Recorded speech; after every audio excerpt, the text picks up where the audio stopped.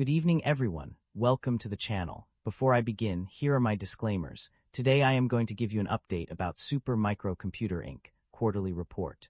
Super Micro Computer Inc. offers a wide range of businesses and services to cater to various markets. The company's product portfolio includes server and storage solutions based on modular and open standard architecture, such as AI servers, blade and multi-node systems, superstorage systems, and rack-mount systems. In addition to its products, the company provides various services including remote system management solutions, project planning, verification testing, training, and technical documentation. It also offers rack-level services from design to deployment for full rack and cluster-level deployments of AI and HPC data centers. The company's service offerings include help desk services, on-site product support, warranties, maintenance, and technical support services. Furthermore, it provides embedded systems for 5G/IoT/edge applications, microcloud server systems, workstations, networking devices, and modular server subsystems and accessories. Super Micro Computer Inc. serves various markets including enterprise data centers, cloud computing, artificial intelligence, 5G, and edge computing through direct and indirect sales force, distributors, value-added resellers, system integrators, and original equipment manufacturers. Unfortunately, I do not have access to the text you provided. However, I can provide a general overview essay on what might cause a stock price to drop. The stock price of Super Micro Computer Inc. has dropped significantly in the past year due to several factors. One major reason is the decline in demand for its products. As technology advances and new innovations emerge, companies like Super Micro may struggle to keep up with changing market trends. This can lead to a decrease in sales and revenue, ultimately affecting the stock price. Another factor contributing to the drop in stock price is increased competition from other tech giants. Companies like Dell and HP have been expanding their product lines and increasing their market share, making it difficult for Super Micro to compete. Additionally, the company's failure to adapt to emerging technologies such as cloud computing and artificial intelligence may also be a contributing factor. Furthermore, the company has faced several lawsuits and regulatory issues in recent years, which can negatively impact investor confidence and lead to a decline in stock price.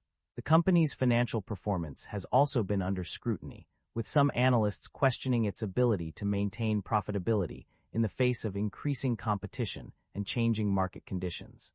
In conclusion, the drop in Super Micro Computer Inc.'s stock price is likely due to a combination of factors including declining demand for its products, increased competition from other tech companies, regulatory issues, and financial performance concerns. Super Micro Computer Inc. maintains a market capitalization of $21 billion, broadly in line with the industry peer group. Super Micro Computer Inc. trades at a higher price-to-earnings ratio of 25 times and a higher price-to-book ratio of 2.94 times relative within the industry. This makes the stock appear much more overvalued compared to its peers.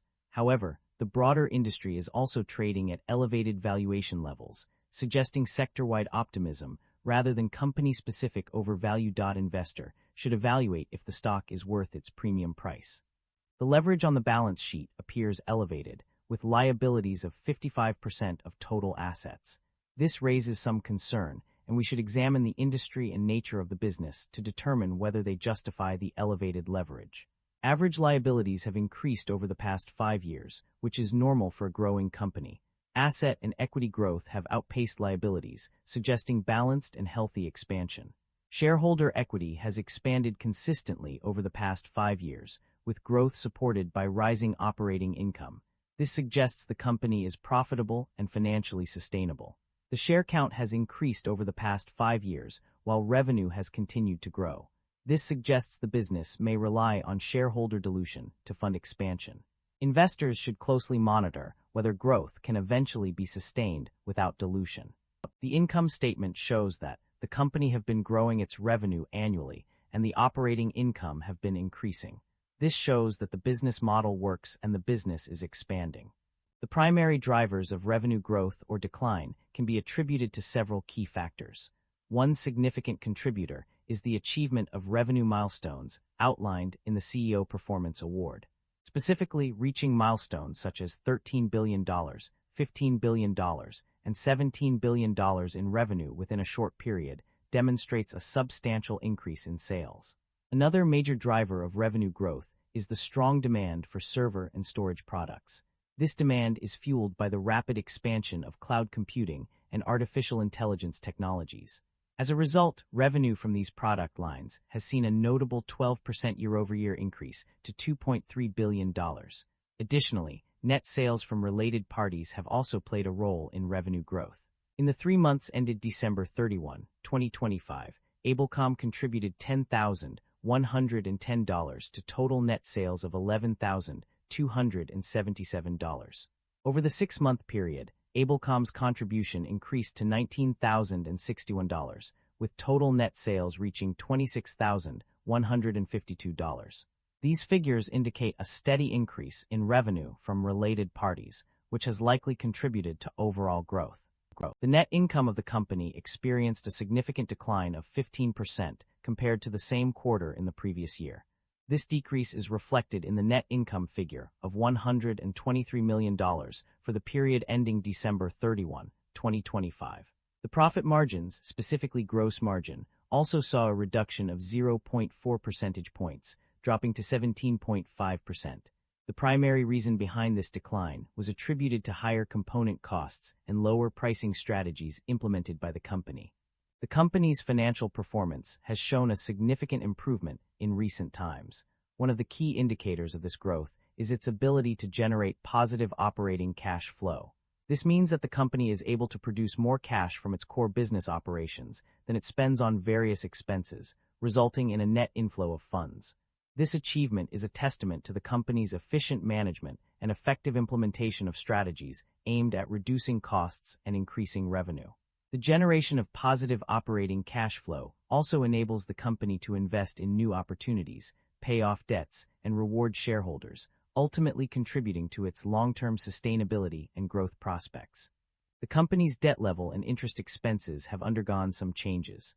The total term loans have decreased from $82,475 to $55,890, indicating a reduction in short-term borrowing.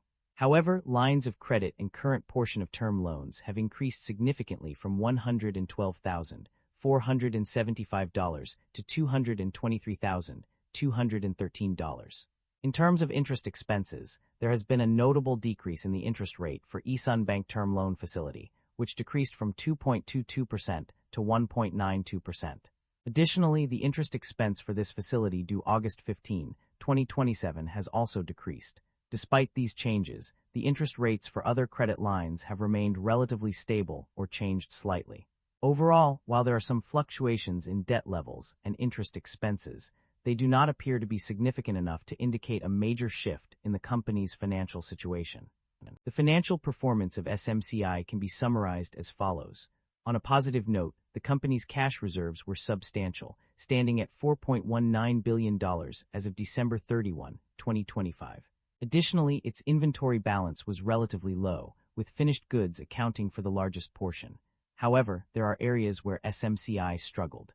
The company's transactions with related parties were significant, but the sales figures were disappointingly low, totaling only $19,061,000 and $10,110,000 for the 6 months and 3 months ended December 31, 2025, respectively. Furthermore, the cost of sales was high, reaching $347,000, $122,000, and $191,794,000 for the same periods. Unfortunately, there is no clear indication of performance in other segments or regions, making it difficult to assess the company's overall financial health. Nevertheless, these findings suggest that SMCI faces challenges in certain areas, which need to be addressed to improve its overall performance. Management is optimistic about the company's financial performance, citing a 12% year-over-year increase in revenue despite a 15% decline in net income. The growth in revenue can be attributed to strong demand for server and storage products, driven by emerging technologies such as cloud computing and artificial intelligence. Additionally, the company has expanded its presence in the Asia-Pacific region through strategic partnerships and investments. Management's efforts to secure new funding are also noteworthy, having entered into a new revolving credit facility with J.P. Morgan Chase Bank, N.A. that provides up to $2 billion in funding. This move demonstrates the company's commitment to maintaining compliance with all covenants for revolving lines of credit and term loans, positioning it for future growth and development. There are currently no explicit concerns about inventory buildup or supply chain disruption. A mention of supply chain disruptions is noted in the company's risk factors, but it does not specifically address the issue of inventory buildup. This suggests that while there may be potential risks to the supply chain, there is no indication of a significant problem with inventory levels. That concludes the financial summary for Super Micro Computer Inc.